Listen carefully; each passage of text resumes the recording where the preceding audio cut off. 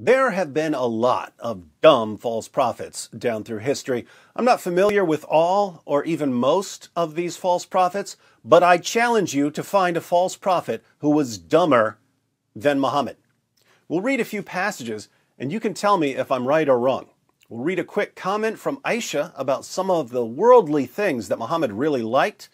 Then we'll briefly review a topic that we've considered before, namely Muhammad accepting a poisoned meal from a woman whose family he had just slaughtered. Then we'll read a few short passages about what Muhammad did right after that. And we'll see that as dumb as you thought Muhammad was for accepting a poisoned meal from a woman whose family he had just slaughtered, he was so dumb that he learned absolutely nothing from his mistake.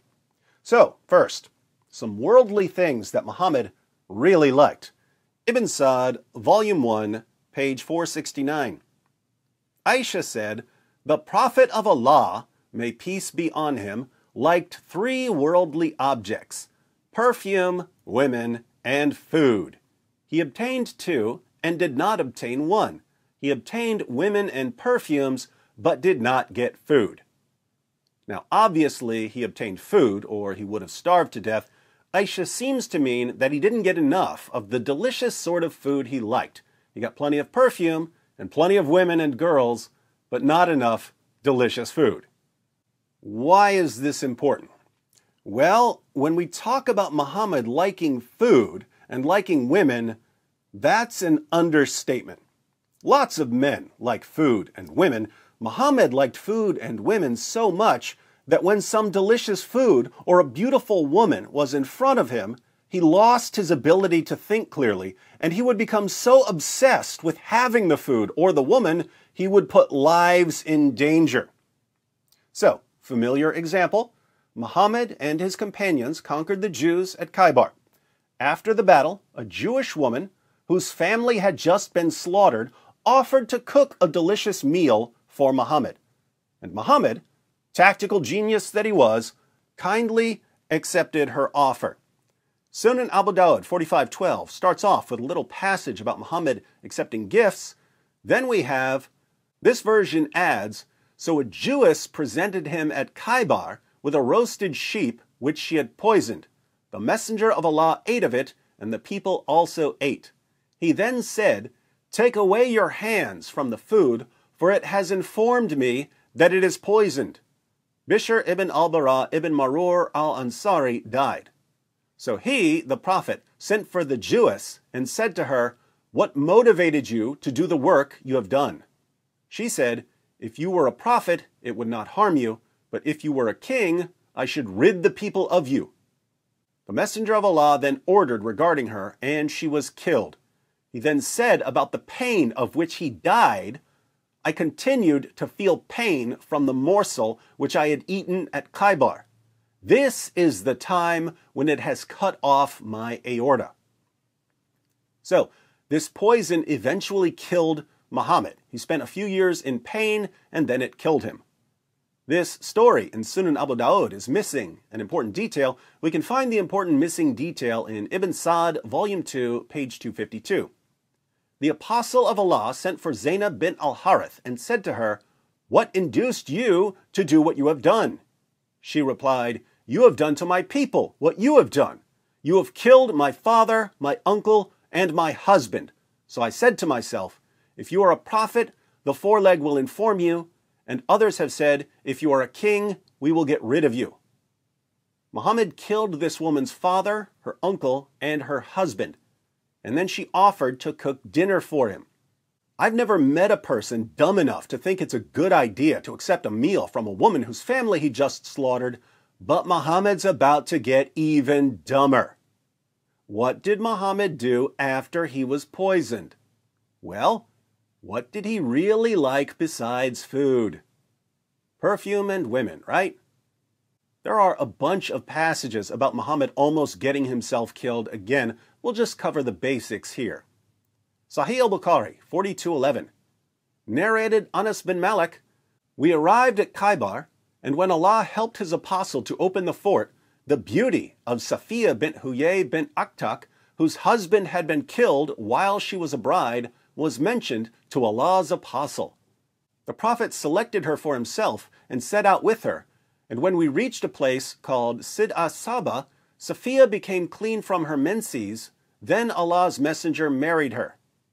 Hais, i.e. an Arabian dish, was prepared on a small leather mat. Then the prophet said to me, I invite the people around you. So that was the marriage banquet of the prophet and Safiya. Then we proceeded towards Medina, and I saw the prophet making for her a kind of cushion with his cloak behind him on his camel. He then sat beside his camel and put his knee for Safiya to put her foot on in order to ride on the camel. This is glossing over some important details. So, Muhammad and his companions conquered the Jews at Khaybar. They divided up the spoils of war, and one of Muhammad's companions took Safiya as his sex slave. But then Muhammad heard how beautiful she was. As we just read, the beauty of Safiya bint Huyay bin Akhtak, whose husband had been killed while she was a bride, was mentioned to Allah's apostle. The prophet selected her for himself. But she had already been given to someone else as a sex slave, so Muhammad had to buy her. What did he buy her with? Sunan ibn Majah 2272. It was narrated from Anas that the prophet bought Safiya for 7 slaves. This woman was so beautiful, Muhammad bought her for 7 slaves, so he could have her for himself. But there was a problem. Muhammad had just slaughtered the woman's father, her brother, and her husband. In fact, Muhammad had tortured her husband to death.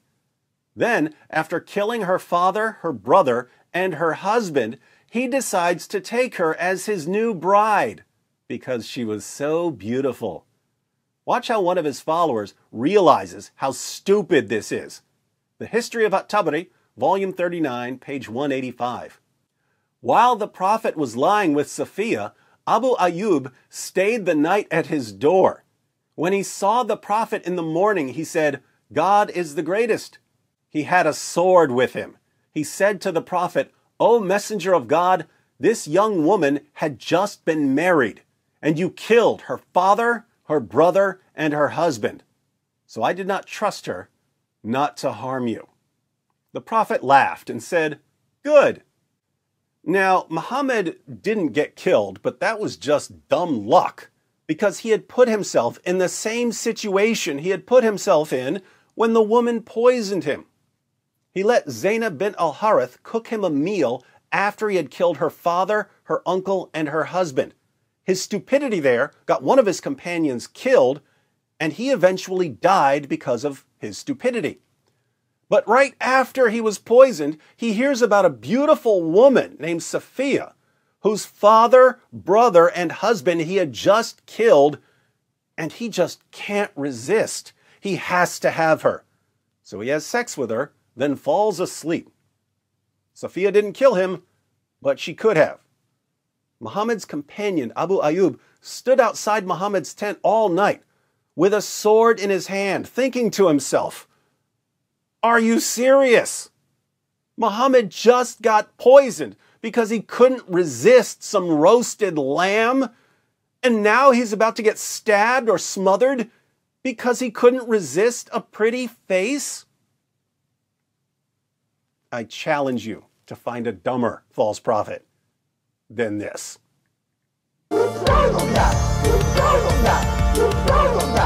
just backfired on you. It just backfired on you. This is a part of our religion. There's a reason to it. Yeah?